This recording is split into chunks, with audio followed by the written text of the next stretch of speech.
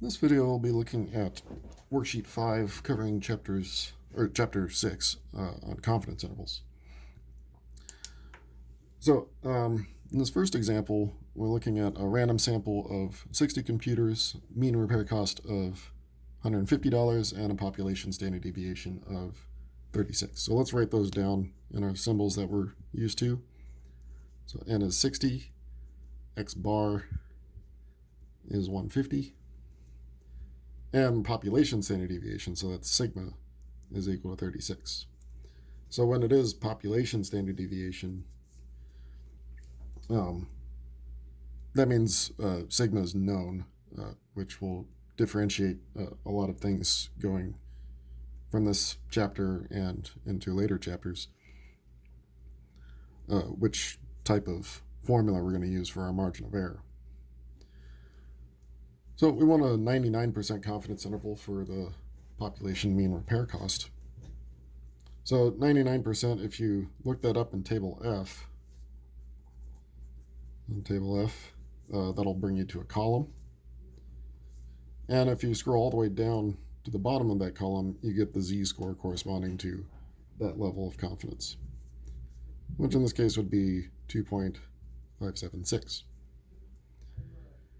And the margin of error formula for our confidence interval is that z-score, and then multiplied by standard deviation, 36, divided by the square root of n, which is 60. And this came out to be like 11.97, but if we round to whole number or even to the tenths place, you end up with about 12. So that says plus or minus $12 from that mean repair cost of 150. So if we make a little number line here, have 150 in the middle, we get our interval by going plus or minus 12, which in this case would bring us to 138 on the left and 162 on the right. So as an interval, we'd write that 138 to 162. And so that's telling us that we're 99% confident that the true population mean for the repair cost is somewhere in between $138 and $162. On the calculator, if you're using your T84 or similar calculator, you can hit the stat button, which is where we're going to be going a lot in the next couple of chapters, and go over to tests. Now, the first 6 options that you see are the hypothesis tests, and then the next 6 options are their corresponding confidence intervals. So you'll want to go to, doing a fancy Z there, the 7th option, I believe, is Z interval. And then you just input all the information into that, and it should give you the same interval here. Now, of course, depending on situation and how things calculate out, like when you do it by hand this way, you could have used 2.58, for example. And the calculator doesn't do any rounding at all. It'll give the z-score to even more decimal places. So it's possible, after all this rounding versus the calculator rounding, that you could get a different value here. It shouldn't be out by that much, but certainly possible. And you've probably seen that already happening doing the homework, because apparently the tolerance in the homework is really low. Okay, what if the level of confidence was lowered to 95%? Well, if I look up in Table F again, this would give me a 1.96 for the ZC. And so this number would go here instead, a smaller number. So that would make the margin of error smaller. And a smaller margin of error would give us a smaller interval.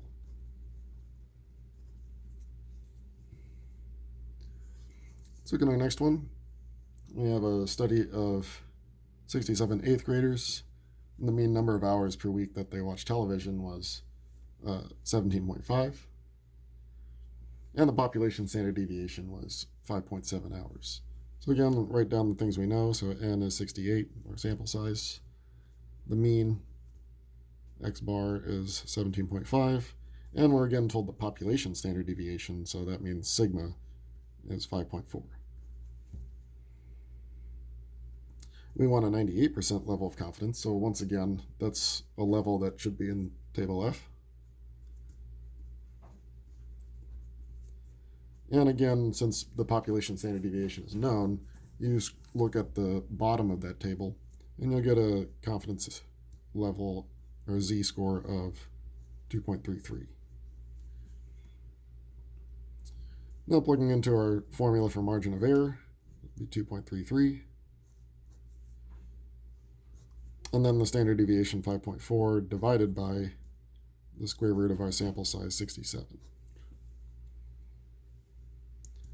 So this, if you rounded 2 decimal places, came out to be 1.54. So we add and subtract that from our mean, 17.5, and we get this interval 15.96 to 19.04. So that would mean for the population, we believe at 98% level of confidence that the actual number of hours per week that they watch television is somewhere between 15.96 and 19.04. Now, what happens if the standard deviation were doubled to 10.8? Well, that would replace this number, which would this time make the margin of error larger. So if the margin of error is larger, you would end up with a larger interval. In fact, it would be twice as large. Now in the calculator, same deal. You go to z interval again. So, but as we go further, the population standard deviation won't be known anymore. So you use the z interval whenever the sigma is known, or whenever population standard deviation is known. That's when you use that. And it's the same as we do in hypothesis test. If sigma is known, we use z, the z version of things, and otherwise we use the t version of things. And that's what we're going to see in 3 here. We want a 95% confidence interval, assuming the population is normal because we have a fairly small sample size of 26, so n is 26. The mean repair cost was 152, and standard deviation is 35. Now, because it doesn't say population standard deviation, and also this is in the same sentence as talking about the sample, this must be the sample standard deviation S. So that means in this problem, sigma is unknown, and that means we use t-values instead of the z-scores. And it also means we need the degrees of freedom in order to find our t-value, which is always one less than your sample size, so 25 in this case. So the 95% gives you the column, the degrees of freedom gives you the row. So when you look in table F, it gives you TC this time, t-value of 2.06. And so our margin of error formula is actually quite similar. Still, this t-value comes here instead of a z-value. We still do standard deviation on top, but it's the sample one. And we still divide by the square root of n, square root of 26. So other than things being called differently, t, s, it's still the same formula. And so we get 14.14. And if we add and subtract that from the 152, we get an interval from 137.86 to 166.14. So we'd be saying we're 95% confident that the true main repair cost for these computers is somewhere between $137.86 and $166.14. Now on the calculator, again, TA84 is similar. You again go your stat button into tests. And this time you'll go to T interval, which I believe is the 8th option. So you have to scroll down a bit. And then you still enter in everything. And that should give you this interval still.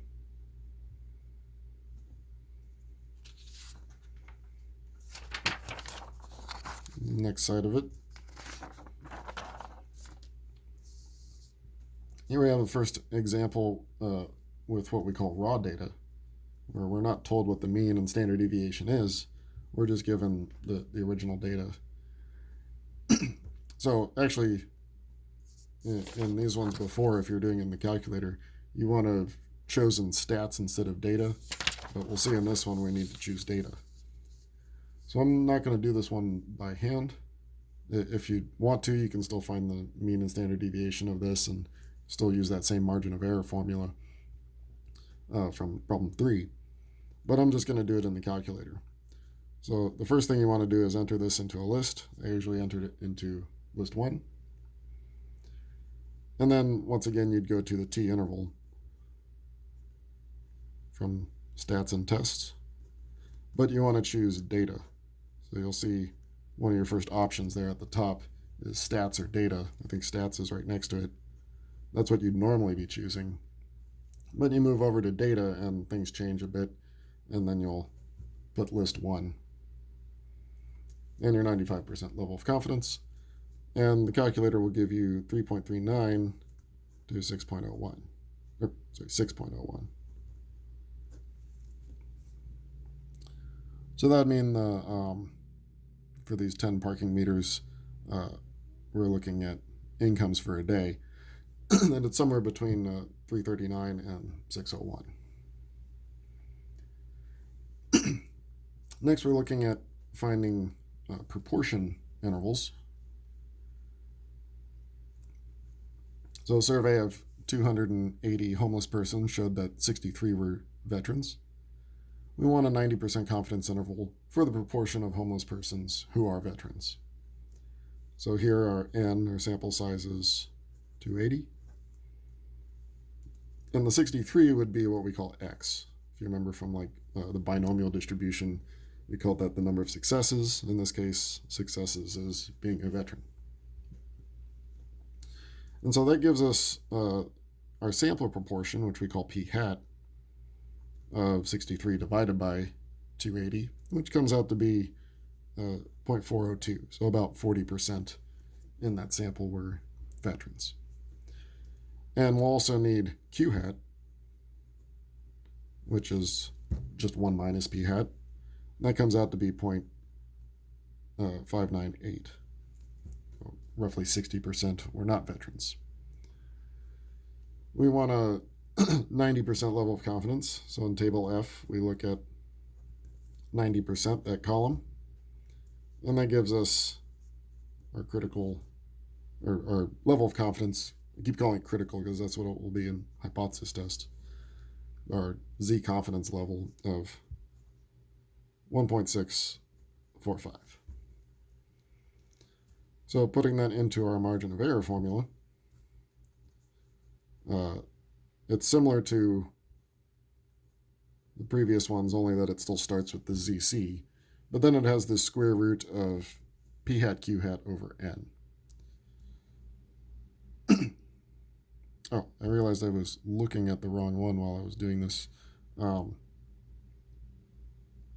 So this was not, this should be 225. And this one should be, so these are the numbers for the next problem.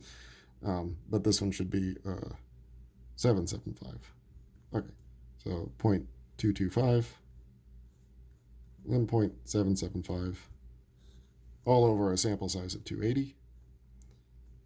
So we put all that in the calculator, you get approximately 0.041. So it's about 4.1% margin of error. That's how I would interpret that. So you take this and add it and subtract it from your p hat. Circle that.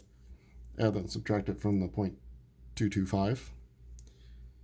And we get an interval from 0.184 to 0.266.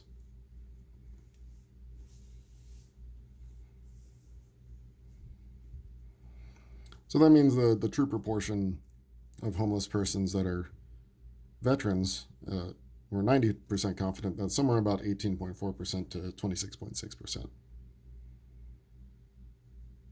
with that estimate of about 22.5%. In the calculator, I'll put it here, you would still again go stat over to tests.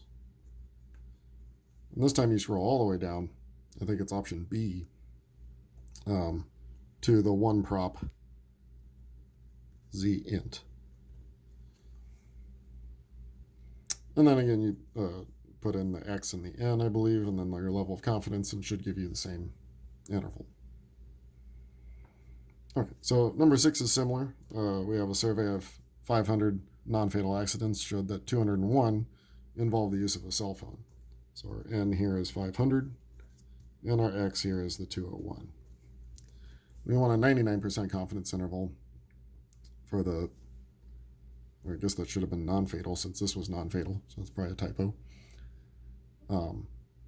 Accidents that involve the use of a cell phone.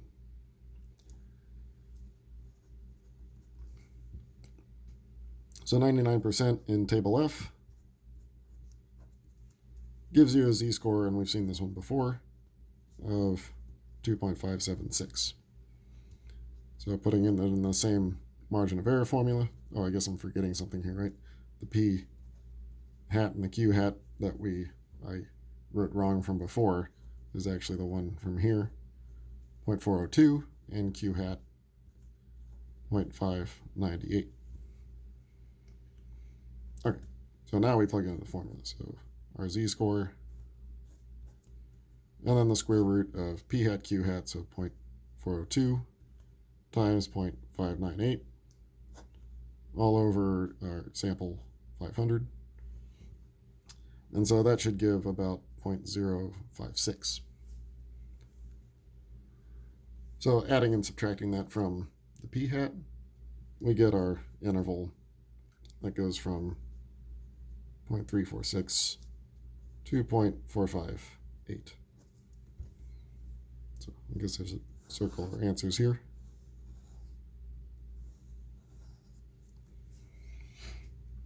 Notice in both these problems we have sample or a margin of error of 4, margin of error of over 5. So if you want some sort of control over that margin of error, you need to up your sample size. So that's what we're going to see in these last two. So pollster wishes to estimate the proportion of United States voters who favor capital punishment. So how large of a sample size would be needed for a 99% confidence interval, or to be 99% confident, that the true proportion is not, or the proportion will not differ from the true proportion by more than 4%. So that means the margin of error that we're looking for here is 4%, or 0.04.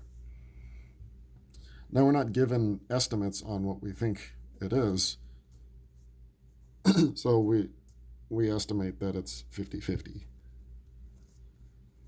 And all this does, assuming that it's 50-50, is give you the largest possible answer for your margin of error. So it's not really any,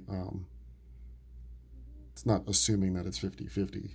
It could be anything, but it does make it so that your sample is as large as it needs to be.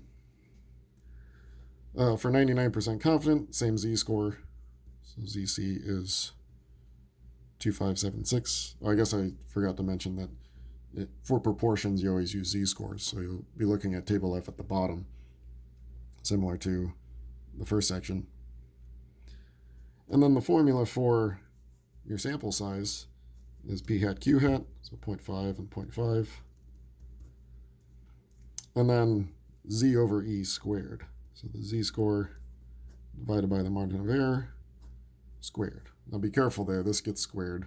These don't get squared. So you might want to square this first and then multiply by those two. So you should get about 1036.84, which you would always round this up, even if it was something like 0.24. You'd round that up to, 1037. So if you want to be within 1%, or if you want to be within 4%, you do need a pretty large sample size, about over 1,000. On this next one, we have another situation where we want to know our minimum sample size.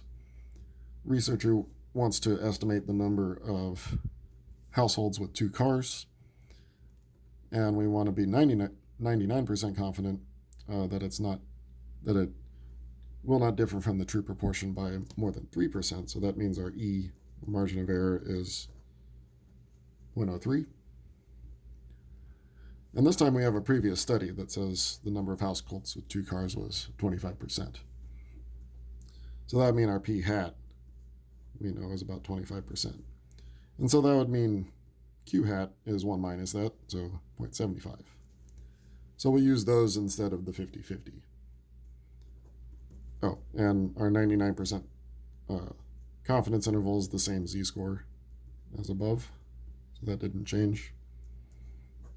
Okay, so the main difference here is we're doing 0.25 and 0.75 instead of 0.5, 0.5. But this part's similar, so 2576 over, this time, 0.03 squared. And this one gave 1382.45, which again we always round up.